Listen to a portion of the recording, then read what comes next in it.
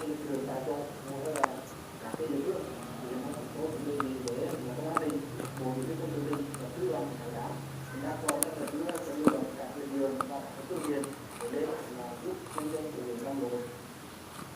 báo cáo của ban chỉ huy phòng chống thiên tai và tìm kiếm cứu nạn cứu hộ của tỉnh Quảng Trị, trên địa bàn các huyện từ Hương Hóa, Đắk Nông, Cam Lộ, nước ở các sông đang lên cao.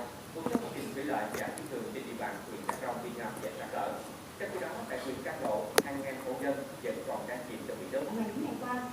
Chào các bạn, hồi nãy là slime mình giới thiệu các bạn đó, mình chưa nói gì hết. Và cái slime này là mình tự làm. Đây, rất là đẹp.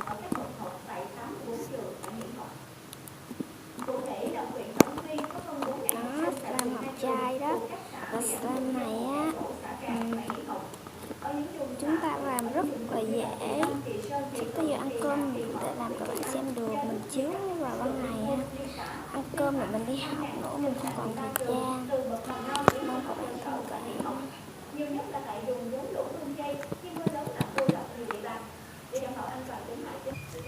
Rồi ra ngoài này nha các bạn. Rất là đẹp.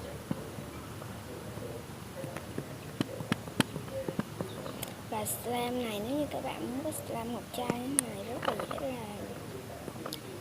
Và mình nói cách làm cho các bạn luôn, tại mình đến giờ ăn cơm rồi mình không thể làm nữa. Và các bạn, mình chưa trễ quá. Rồi các bạn có thể, đầu tiên là các bạn còn có hồ ha. Mình nói, tại mình không thể làm được, sắp tới giờ ăn cơm rồi, đi học nữa. Đầu tiên là hồ. Còn tiếp theo là hồ. Tiếp theo là nước rửa tay Lifebuoy, sữa rửa tay Lifebuoy đó các bạn. Các bạn dùng cái sữa rửa tay Lifebuoy loại màu xanh nha.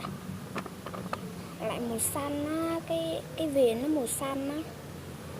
Thì các bạn xịt ra có màu chai thế này. Và cuối cùng là nước nhỏ mắt Oxyla.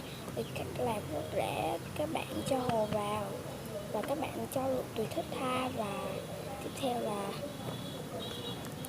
nước rửa tay Lifebuoy và các bạn cho nước rửa tay Lifebuoy ít hơn hồ ha, ít hơn một nửa, ít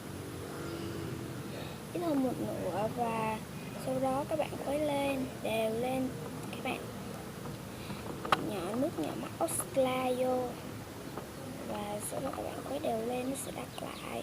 Các bạn khuấy này nó đặc lại thì thôi. Và chúng ta sẽ được slime như thế này. Bạn nào không tin thì hãy thử làm nhé. Làm nếu như tôi nói vậy thì các bạn không có tin, nhưng mà mình nói trước thì các bạn hãy thử làm giống mình đi. Mình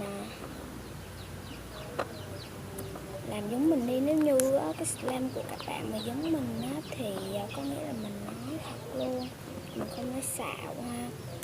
Nếu như các bạn không có nước rửa tay Lifebuoy mà cái viền màu xanh bạn mua được cái đó thì các bạn dùng nước rửa tay Lifebuoy màu hồng cũng được, không sao.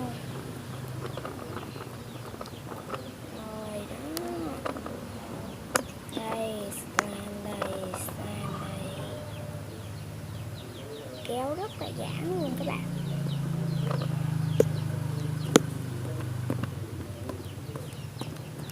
Và video của tớ đến đây đã hết rồi.